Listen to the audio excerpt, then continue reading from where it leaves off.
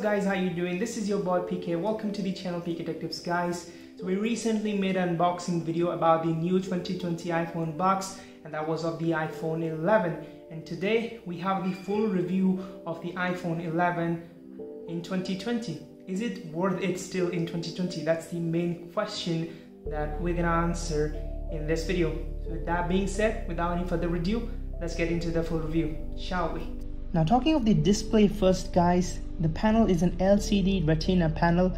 Now some of you might be highly disappointed by now hearing the word LCD in 2020 because I know it's out of 2020's standard.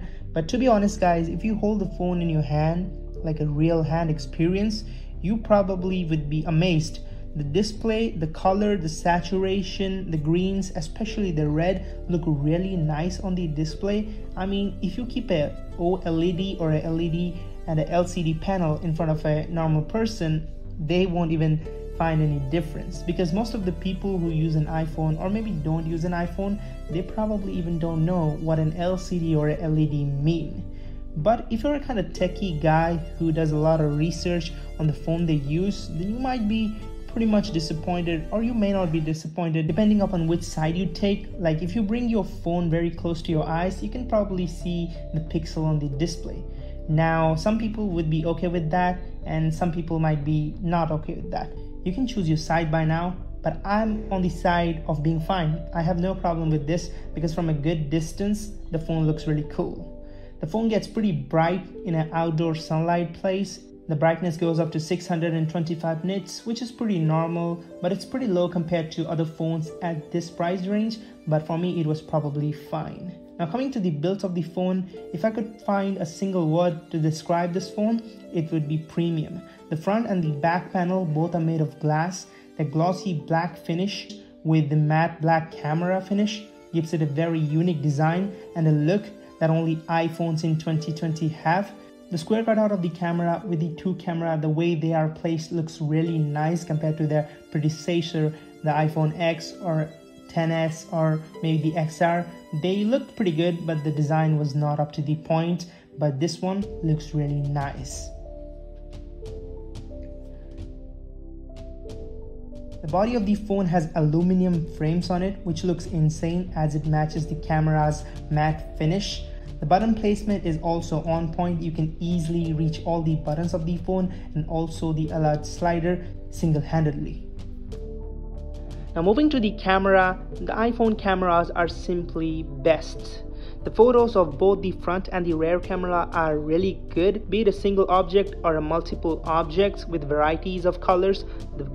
The rear camera manages to maintain the color ratio, the sharpness and everything nicely together without having any problem. The portrait photos in the rear camera are A+ quality.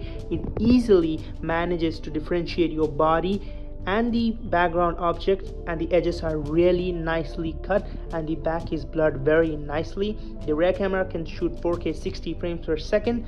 Now coming to the front camera, the front camera is also pretty good. It can shoot 4K 60 frames per second. The portrait on the front camera are good, but they are not as good as the rear camera because they are not able to differentiate the background and your body in some of places. Like when it comes down to a person who is wearing a glass, then the phone is not able to edge out the edges of the glass. But overall they are really good. They take really nice colored photos with great sharpness, contrast, A+ quality cameras. Last but not the least, the battery of this phone is insanely great. It has been a couple of days I've been using this phone and I get about 9+ hours screen on time, as you can see on the display. By the way, if you don't know, I'm not a light user. I play games for a pretty long hour. I watch videos also.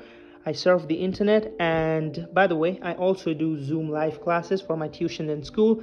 And even after doing so much of stuff, I end my day, most of the days, about 30% or more, which is pretty good. Now coming to the best part of this review is the price.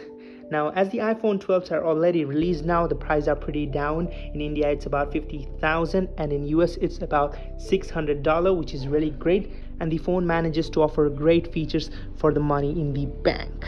So that was it, guys. If you liked the video, make sure to give that a thumbs up. If you didn't, make sure to give that a thumbs down. Subscribe for more videos like that. As I told you, we are bringing the iPhone 12 Pro Max and Apple Watch SE videos in the last week of December. So if you want to see them, the unboxing, the full review, everything, make sure to get subscribed and hit the bell button. With that, I'll catch you guys in the next one. Peace.